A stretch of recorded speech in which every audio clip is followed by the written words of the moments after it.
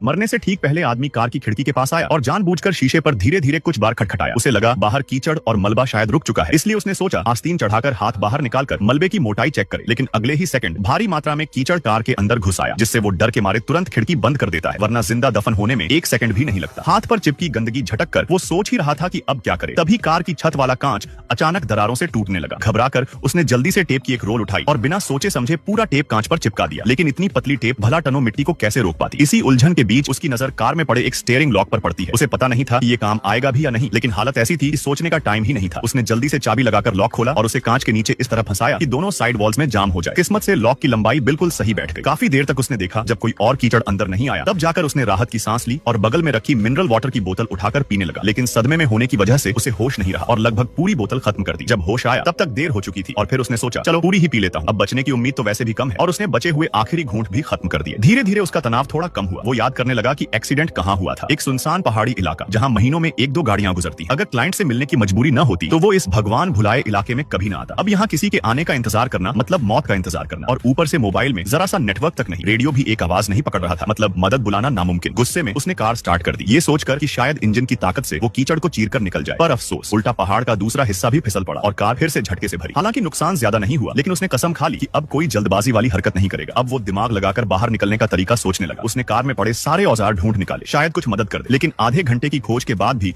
ऐसा कुछ नहीं मिला जिससे वो ऊपर की मिट्टी तोड़ सके। इसी बीच उसने देखा कि कांच की एक दरार से पानी रिस रहा है। उसने झट से मुंह उस जगह लगा लिया। अब इस हालत में पानी गंदा है या साफ, सोचने का टाइम किसके पास। पर कुछ बूंद बूंद पीकर उसका प्यास बिल्कुल नहीं बुझी। फिर उसने सोचा अगर उंगली से दरार को थोड़ा बड़ा करे तो ज्यादा पानी मिले। लेकिन जैसे ही उसने उंगली लगाई, शीशे की धार ने उसकी उंगली पर बड़ा कट लगा दिया। मजबूरी में उसने बैंक कार्ड निकाला, उसे मोड़कर एक छोटा सा फनल बनाया और बोतल के मुंह में सेट कर दिया। फिर बोतल को ठीक उस जगह फंसा दिया जहां से पानी रिस रहा था। इस तरह उसका छोटा सा पानी जमा करने का सिस्टम तैयार हो गया। उसने तो यहाँ तक सोचा कि जरूरत पड़े तो पेशाब भी स्टोर करना पड़े तो कर लेगा, क्योंकि अब यहाँ हर बूंद जिंदगी थी। लेकिन इस बीच उसका ध्यान कार के स्टील पाइप पर गया। उसने बोतल का ढक्कन लिया और नाखून कटर से उसमें एक छोटा छेद कर दिया। फिर उसमें एक मोटी रस्सी डाली और पाइप के अंदर ठूंस दिया ताकि पानी उस रास्ते से अंदर न आए। फिर उसने स्टील पाइप ऊपर की ओर धकेला, लेकिन 1 मीटर लंबा पाइप भी मिट्टी को चीरकर बाहर नहीं निकल सका। फिर उसने दूसरा पाइप लाया, दोनों को जोड़कर टेप से सील किया और 2 मीटर की लंबाई में ऊपर धकेला, फिर भी नाकाम। फिर तीसरा पाइप और धकेलता गया।